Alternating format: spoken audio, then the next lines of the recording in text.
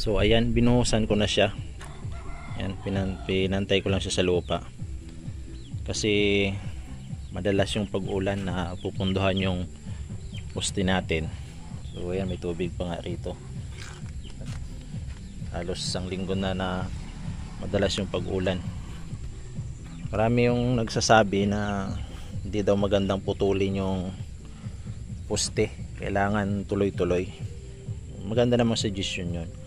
Pero hindi natin maiwasan kasi sa ganitong panahon, yan. At hindi rin tayo makasintada halos dahil sa panay yung ulan. Kaya binuhusan ko na yan kasi naastakan ng tubig yung bakal natin. At siyempre mga halos 2 linggo na andyan, medyo kakalawangin. So wala namang problema kahit putulin mo, tulad ng sinasabi ng ilan na hindi daw maganda pag pinutol mo. So depende naman kasi yan sa pagdugtong ng poste.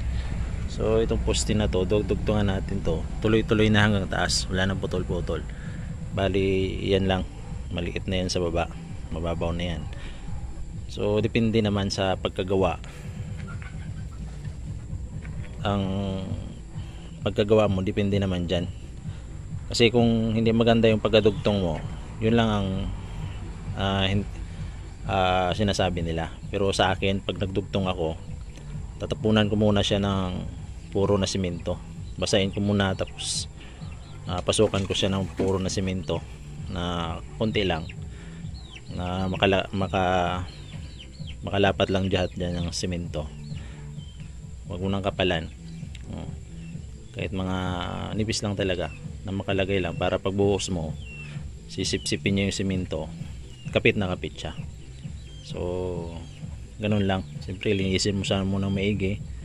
Yan, bago mo kabitan ng formas, linisin mo siya na maigi.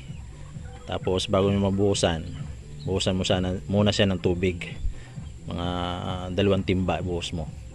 Tapos tapunan mo ng simento para pagbuhos mo na ng timpla mo, ang halo mo, kapit na kapit siya.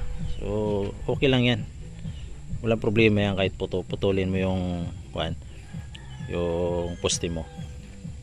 Maraming gumagawa niyan kasi hindi nga maiwasan, lalo na kung ang diskarte mo ay nauna muna yung hollow block. Yan, karaniwan sa iba yan, pinuputol muna rito, tapos dudugtungan naman sa ganun. May nakikita akong ganun na gumagawa ng mga foreman. So depende nga sa paggagawa, pero mas maganda talaga kung tuloy-tuloy. So kung marami nag-aasintada at may nagagawa na ng poste, ganda yun, tuloy-tuloy na. So ang nakabaon natin na hollow block, puting, mula doon sa puting niya.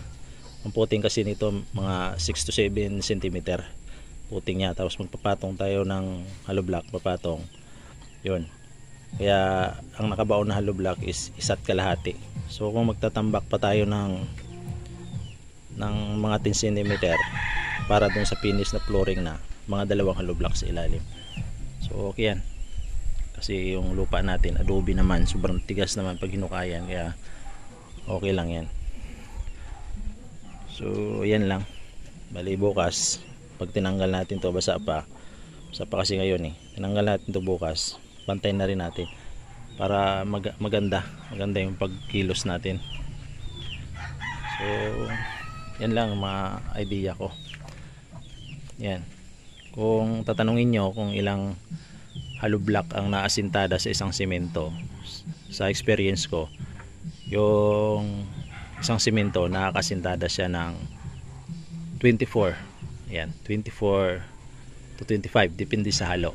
Mayroon kasing halo na 133, 13. Yan, 13. Isang simento, isang buhangin. Mayroon namang 14. Yan, kung 14 ang halo nyo, mas mas marami yon, mga nasa 30 ang maaasintada nyo. Pero kung 1-3 ang halo nyo, mga ganun yan, sa 24 lang, 24-23. So tutuloy natin to. Yan. Pag nakaasintada ka ng 3, maglalagay ka ng horizontal. Ayan, lagay ka, tali mo dyan sa bakal. So maglalagay ka ulit rito, pangatlo, pang-anim na napatong to eh. Okay.